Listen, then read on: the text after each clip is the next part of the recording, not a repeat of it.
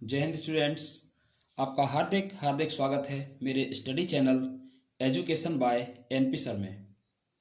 और आज का हमारा हिंदी व्याकरण से संबंधित बहुत ही शानदार टॉपिक है कवित्त छंद। स्टूडेंट्स, मैंने अपनी लास्ट कक्षा में आपको छप्पे छंद के बारे में बताया था, जो कि मात्रा की गणना पर आधारित था और 6 चरण वाला छंद था। आज हम पढ़ेंगे एक वर्णिक छंद जो कि वर्णों की गणना पर आधारित होगा। उसका नाम है कवित्त छंद। और कवित्त छंद पर 4 चरण होते हैं, प्रत्येक चरण पर 31 वर्ण पाए जाते हैं। तो आप सभी का वेलकम है, स्वागत है आज के हमारे टॉपिक कवित्त छंद पर। आइए देखते हैं कवित्त छंद विस्तार से।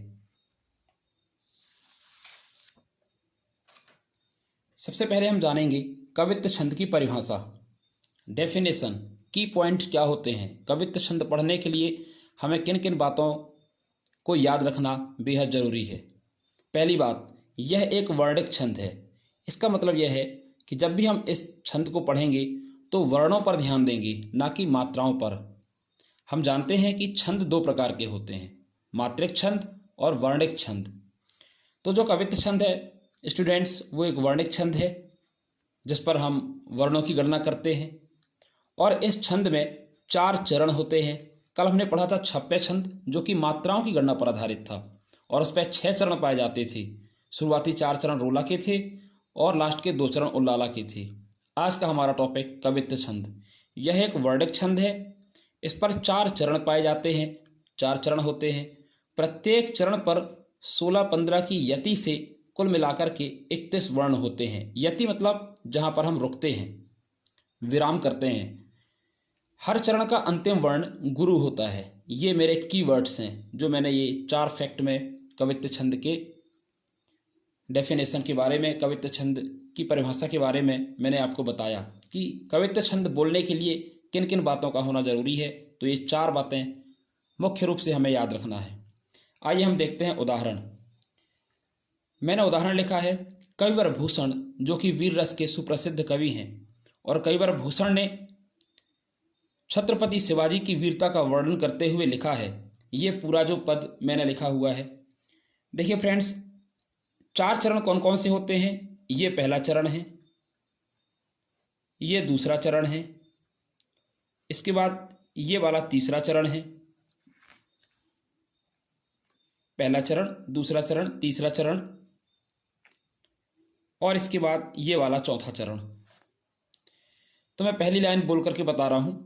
ऊंचे घोर मंदिर के अंदर रहन वारी, अब ऊंचे घोर मंदिर के अंदर रहाती हैं। किस तरीके से इसमें 16-15 की यति से 31 वर्ण होते हैं वो हम देखेंगे।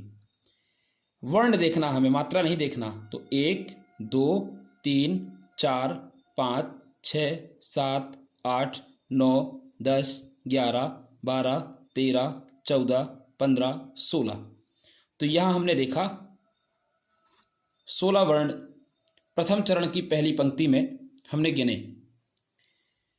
प्रथम चरण की दूसरी पंक्ति 1, 2, 3, 4, 5, 6, 7, 8, 9, 10, 11, 12, 13, 14, 15।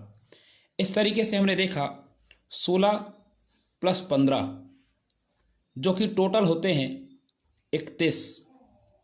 16 और 15 मिलाकर के 31 वर्ण। प्रत्येक चरण पर यही क्रम चलता है। इसी वजह से हम इस गुण को, इस पद को कहते हैं कि यह कवित्त छंद का बेस्ट एग्जाम्पल है। बहुत सारे उदाहरण होते हैं, मुझे यही उदाहरण सबसे सरल लगा, इसी वजह से मैं आपके सामने यही उदाहरण लेकर के आया हुआ हूँ।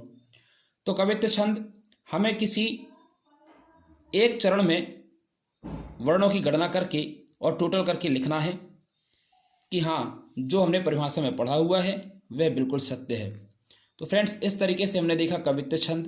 बढ़िया, हमें ये चारों के चारों चरण तैयार करने हैं। आगे की लाइनें हैं, कंदमूल भोग करें, कंदमूल भोग करें, 3 बेर खाती थीं वे 3 बेर खाती हैं। भूषण शिथिल अंग, भूषण शिथिल अंग, बेजन डुलाती थीं वे बेजन डुलाती हैं। भूषण भनत शिवराज वीर तेरे त्रास, नगन जड़ाती थीं वे नगन जड़ाती हैं। इस तरीके से बहुत ही सरल और बहुत ही शानदार पंक्तियाँ आपके सामने लिखी हुई हैं कवित्त छंद की।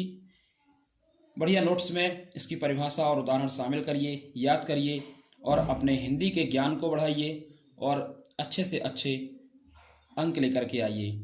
मिलेंगे नेक्स्ट वीडियो में, तब तक के लिए जय हिंद, जय भारत। स्वस्थ रहिए, खुश रहिए और अपने लक्ष्य पर काम करते रहिए।